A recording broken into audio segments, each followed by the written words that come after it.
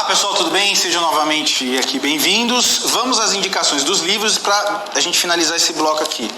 Tem um livro chamado Entre Hidra e Hércules, Princípios e Regras Constitucionais, Marcelo Neves. Tá? Esse livro aqui, para vocês que estão aqui, estou indicando a bibliografia, livro muito bom. Esse livro aqui é uma pérola, né? Em vários sentidos. É difícil de achar e é caro, mas é bom, certo? Capitalismo, modo de usar. Esse livro aqui tem um prefácio do mesmo autor, prefácio, tá? Desse aqui, ó, que é o Guilherme Fiuza, tá? É um dos melhores jornalistas, na minha opinião, para tratar de temas como liberdade e sobre, enfim, comunismo, etc. Esse aqui, ó, esse livro aqui, ó, o que parece singularmente humano, não é a consciência nem o livre-arbítrio, mas o conflito interno, os impulsos conflitantes que nos separam nós mesmos. Aqui, ó, do John Gray, A Alma da Marionete, certo? Esses são livros aqui, ó, daqui, o único que eu li foi esse aqui, ó, Capitalismo, desse aqui. Esses dois aqui não li, mas vou comprar para ler, mas a indicação foi do Espaço Ler e eu recomendo. Os demais aqui, que eu vou recomendar, sempre, para quem já me acompanha há mais tempo aí nos cursos ou vídeos, sempre eu indico um livro de caras de esquerda também. Por quê? Se você quer refutar a esquerda, você precisa entendê-la, certo? Bom, esse livro aqui, ó, Filosofia do Direito, do Leandro Mascaro. Esse cara aqui é um marxista ferrenho. É bom vocês entenderem Marx por ele, certo? Outro cara de esquerda, questionável, mas do Estado Social, Estado Liberal, Paulo Bonavides. Então a cota de esquerdista está aqui. Agora os livros que eu recomendo e fizeram parte da construção dessa aula. Erros Fatais do Socialismo, do Hayek. Esse livro aqui, o livro politicamente incorreto da esquerda e do socialismo, do professor Donald, e o liberalismo, do José Guilherme Melchior, e obviamente o clássico, né? Opa, eu falei errado, esse aqui é do professor Kevin, e esse aqui é do professor Menos Estados, Mais Liberdade, do professor Donald. Esse cara aqui é o clássico dos clássicos, Adam Smith, A Riqueza das Nações. Esse livrinho aqui é o volume 1, tá? São 3 volumes, mas basta o volume 1, beleza? Está indicado aí uma bibliografia básica para você entender sobre o tema, certo? Para quem está aqui presente, a livraria aqui tem todos esses livros, comprem, tá? Sem ler, esquece. Aliás, é o seguinte, hein? Meta para quem faz o curso são 20 livros por ano. 20 livros por ano. Se você não lê 20 livros por ano, provavelmente você é um cara alienado. Provavelmente. 20 livros no ano é a conta. Que dá pouco, né? Você para pensar, dá menos de um livro por... Não, menos de um livro não, menos de 2 livros por mês. Claro que depende de que livro que nós estamos falando, né? Estou falando de livro nessa grossura aqui, né? 20. Se for um livro mais grossinho, aí vai diminuindo, né? Bom, então vamos lá. Mentalidade anticapitalista. Por que temos a mentalidade anticapitalista? Ou muitas pessoas têm mentalidade anticapitalista? Temos que voltar na Idade Média. Não estou falando aquela Idade Média do campo isolado, mas aquela Idade Média ainda que já há urbanização. Nessa Idade Média, que já há urbanização, nós temos 2 tipos de classe. Ou melhor, 3. A aristocracia, a burguesia, que vem dos burgos, etc. E os pobres, a plebe. Beleza. O que é um aristocrata? É o cara que nasce numa família que já foi beneficiada com títulos, honrarias e etc. Esse cara provavelmente iria casar com alguém da aristocracia, ou ela ia casar com alguém da aristocracia. Portanto, eles iam se manter na aristocracia. Certo? Por isso que a mentalidade anticapitalista não é uma mentalidade só marxista. O marxista é anticapitalista. Não é não, estou falando antes de Marx. Então o cara, o aristocrata, ele vai casar com uma aristocrata e todos serão aristocratas para o resto da vida. títulos para o resto da vida, ou seja, ricos o resto da vida. Os burgueses, ou os burgos, são aquelas pessoas que recebiam do governo uma autorização da monarquia, né? Uma autorização para comercializar ou empreender em algum lugar. Certo? Essas pessoas geralmente casavam com famílias que também tinham ali a mesma autorização. E o pobre casava com o pobre. O que nós não tínhamos nessa sociedade? Ascensão. Ninguém cai, ninguém sobe. Quem é aristocrata, aristocrata o resto da vida. Quem é burguês, burguês o resto da vida. Quem é pobre, pobre o resto da vida. O que acontece com o capitalismo? O capitalismo entra e detona essa lógica. O pobre vira burguês, o burguês vira pobre, o aristocrata fica pobre.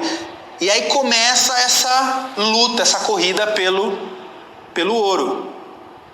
Essa corrida pelo prêmio. Só vai vencer quem for melhor. Aí que está o problema. Aí que está o problema. Tem pessoas, e aí não é uma questão de fracasso pessoal, tem pessoas que elas não nasceram para a disputa do capitalismo, porque o capitalismo ele é cruel.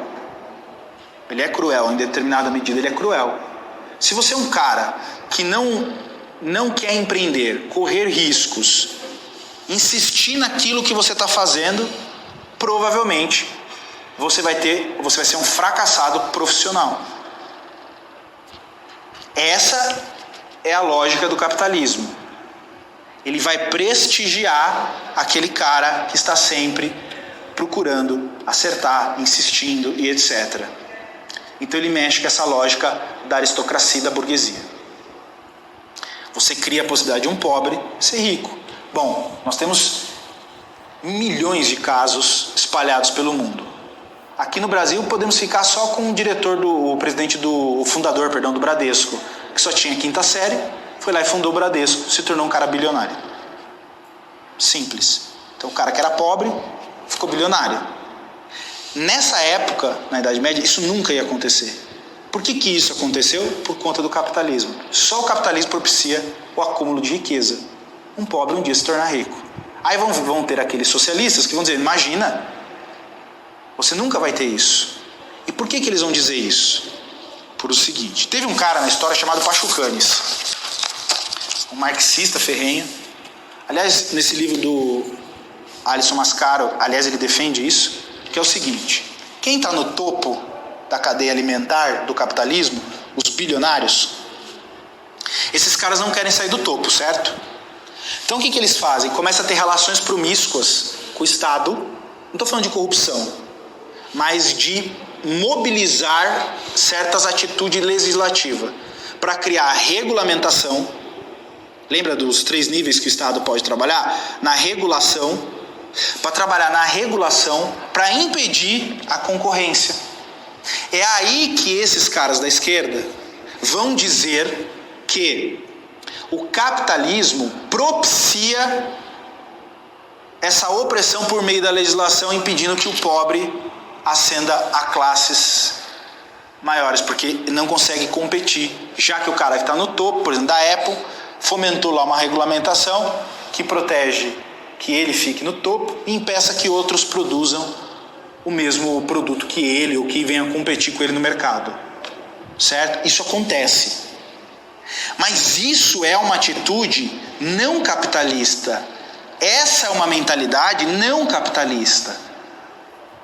Mas a esquerda, o socialista, esquerda não, é socialista, ele tenta emplacar essa ideia de que isso é uma mentalidade capitalista. Não é. A mentalidade capitalista é o livre mercado, é a disputa mesmo, franca, aberta, sem regras, sem regulação. Vamos brigar.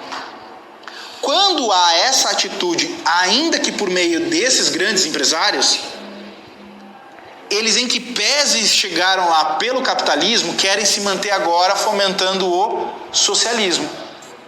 Perceberam a lógica? Aí o que acontece?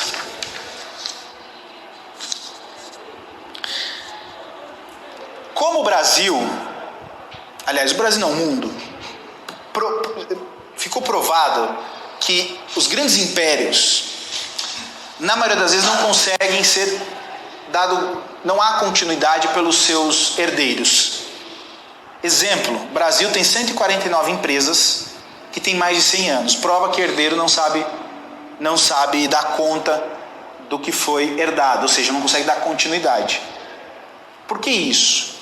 Aquela lógica lá da aristocracia e da burguesia. Como o cara nascia, né, nesses lugares, ele não precisava fazer esforço para se manter ali, isso também é provocado em regra no capitalismo, quando alguém tem algum sucesso, cria uma empresa de sucesso, coloca ali a sua família ou os seus dentro de uma bolha, impedindo que esses indivíduos entendam o valor do mérito. E talvez eles não tenham tino para aquilo. Por isso que às vezes você vê, por exemplo, empresas Matarazos desaparecer. Elas desaparecem.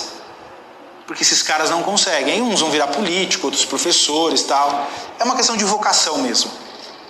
Então o capitalismo, ele pune mesmo aquele que não tem competência. Não é porque a família Matarazzo, o Titilo Matarazzo foi um grande empreendedor, quer dizer que a geração seguinte todos serão e nunca mais eles sairão do posto. Não, o capitalismo não deixa você ficar confortável naquele local, naquele ambiente. Não há esse conformismo. Ele vai sempre exigir essa inovação, essa luta, essa corrida pelo ouro de uma forma diuturna. Bom, no meio dessa história, alguns outros fenômenos aconteceram. Por que a classe artística, nós estamos dentro do tema mentalidade anticapitalista e, portanto, uma mentalidade socialista. Eu estou sempre trabalhando os dois temas em conjunto de forma prática. Tá? Então é o seguinte, por que a classe artística, essa foi uma pergunta do curso 1.0, e eu disse que eu não responderia lá porque não era o objetivo. E agora eu respondo essa pergunta. Por que a classe artística, na sua grande maioria, eles são socialistas, ou têm uma mentalidade socialista? Contra o capital opressor. Só que aí quando você vai ver, esses caras estão sempre vinculados a grandes fundações. Fundação Rockefeller, a One Foundation, do George Soros, fundação do Bill Gates. Aí você fala assim, cara, não estou entendendo. O cara é um grande capitalista, empreendedor, mas ele fomenta políticas progressistas e socialistas? Não estou entendendo. Ele não deveria fomentar a política capitalista? Lembra, ele não quer ficar no topo? Como que você faz para ficar no topo? Alimentando aquilo que você mais odeia. Não para atacar você, mas para atacar os seus concorrentes. Aí você pega o caso dessas fundações. Geralmente eles financiam o artista. O cara de Hollywood, o cantor, o pintor, o poeta. Esses caras, eles falam o seguinte, poxa, eu pinto um quadro, ou faço uma peça. Por que eu tenho que ganhar menos do que o dono, sei lá, do Burger King? Por que o dono do Burger King tem que ganhar mais do que eu, que sou um artista? Porque a lógica de mercado é outra. Poucas pessoas consomem teatro, quadro. Mas, cara, uma galera consome lanche. Essa é a democracia do consumidor. Então, a maioria quer consumir lanche, nem quer comprar um quadro. Aí essas fundações, elas vêm e começam a promover esses caras. Não, tá errado, vocês são injustiçados, vocês são oprimidos, tem que atacar os capitalistas. Aí começa a fomentar essa luta dos artistas contra o capital. E geralmente essas fundações são geridas pelos herdeiros dos grandes capitalistas do passado. Fundação Rockefeller. São os herdeiros do Rockefeller. Eles fundam uma associação, uma fundação, para alimentar essas políticas anticapitalistas. Olha que loucura do que eles vivem. Você quer coisa pior? Nos Estados Unidos teve uma mulher, uma herdeira, uma grande empresa, que ela patrocinou a greve contra a própria empresa, só porque ela não era CEO. Só porque ela não era CEO. Viu que loucura? Onde nós chegamos? Então a pessoa patrocina a algo que... Mas isso é para se manter no poder. Por exemplo, eu sou dono de uma grande rede de TV.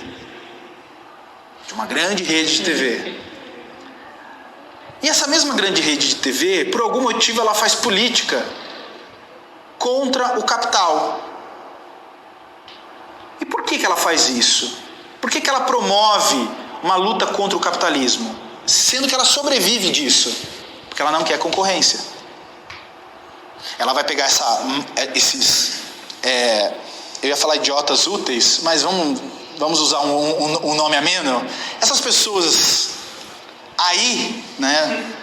E ela fomenta essa galera para, por exemplo, pautas como destruição da família, do patriarcado, pautas morais. Então você fomenta essa galera para, no fim das contas, todas essas lutas que eles têm contra família, religião, aborto, etc., tudo é contra, na verdade, o grande capital opressor, o capital que determina como que deve ser a minha família, como que deve ser a minha religião, e por aí vai. Então vira uma luta contra o empreendedor. Aí o empreendedor é o demônio, Bom, você pega livros aí da época de Stalin, o empresário era colocado em... Eu não trouxe o livro aqui, tem um livro chamado Camaradas, em que tem fotos da época, cartazes, em que o Stalin ou outros governantes da União Soviética retratavam os empresários como a foto do demônio, um chifre. Quando, na verdade, eles dependiam do capital para manter o Estado. Perceberam o problema? Esse é um problema crucial dessas empresas tocada pelos seus herdeiros que financia a mentalidade anticapitalista, né? E chegando ao fim, eu preciso responder a seguinte pergunta.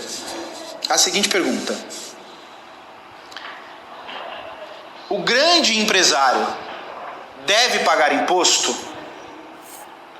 Eu estou falando daquele grande mesmo, do tipo Paulo Leman, dono da Apple, os donos da Apple, né, o grupo, o Bill Gates. Esses caras devem pagar imposto? Não. E não por quê? Vamos lá. É só um exercício. Como que funciona a sociedade econômica hoje? Funciona da seguinte forma. O grande empreendedor, hoje o grande empresário, o milionário, ele, além de gerar riqueza, é o dinheiro dele que vai para os bancos. Porque o banco não tem dinheiro, em regra, trabalha com o dinheiro do outro. Então, como ele tem muito dinheiro, ele deposita nessas instituições. O que essas instituições financeiras vão fazer? Emprestar o dinheiro para o povão. Vão pulverizar essa grana para eles ganharem também. E que o grande empresário não tenha grandes prejuízos. Compreenderam?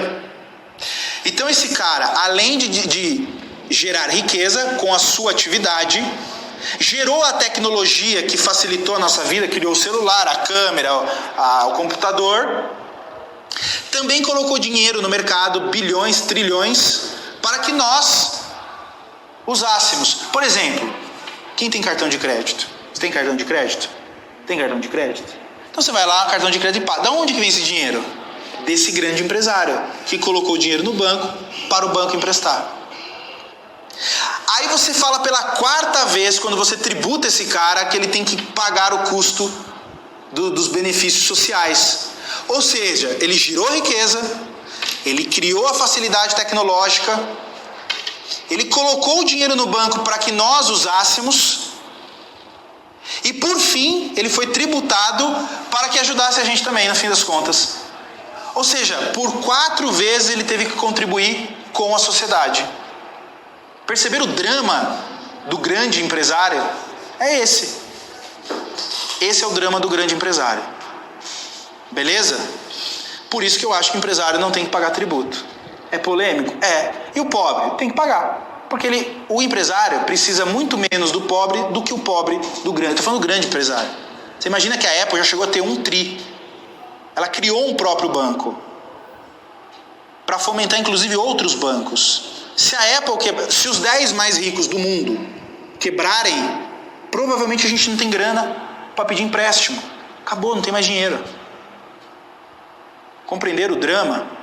Por isso que é bom fomentar que esses grandes empresários continuem a produzir riqueza. Quanto mais eles tiverem riqueza, mais a gente se beneficia da tecnologia que eles criam, da riqueza que eles geram e do dinheiro que a gente pode pegar emprestado deles, porque é o dinheiro deles que a gente pega emprestado. Beleza?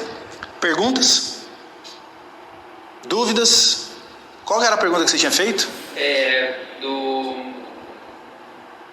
Você comentou que em 30 anos a China demorou, tal, teve aquele processo ruim, né?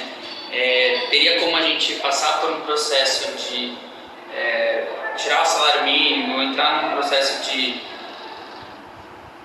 igual entrou a China, mas sem menos tempo. Menos tempo e a gente não sofrer tanto com isso. Como eu não sei se as pessoas ouviram, eu vou repetir sua pergunta. Ele perguntou o seguinte: esse processo que a China passou, Hong Kong, Índia, eles passaram de em 30 anos saírem lá de favelas a céu aberto a cidades maravilhosas, tecnologia avançadíssima, etc. Se no Brasil é possível acontecer isso em menos tempo? Eu até acredito que sim.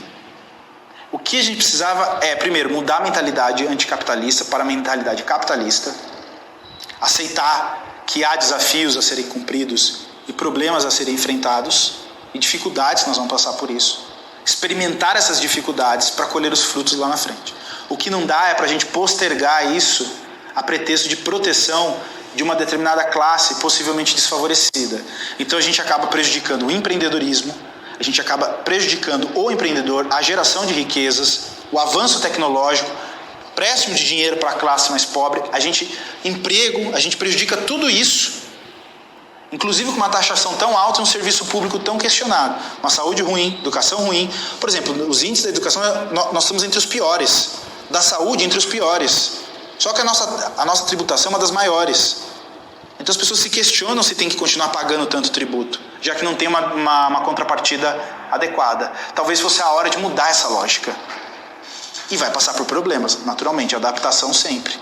Certo? Beleza? Muito obrigado. Aguardem o próximo módulo sobre... Eu vou falar no curso, além desse tema capitalismo e socialismo, vou falar sobre o pensamento político, né, o conservadorismo, o liberalismo brasileiro. E também vou falar sobre direito constitucional. Muito obrigado, aproveitem o curso e até a próxima.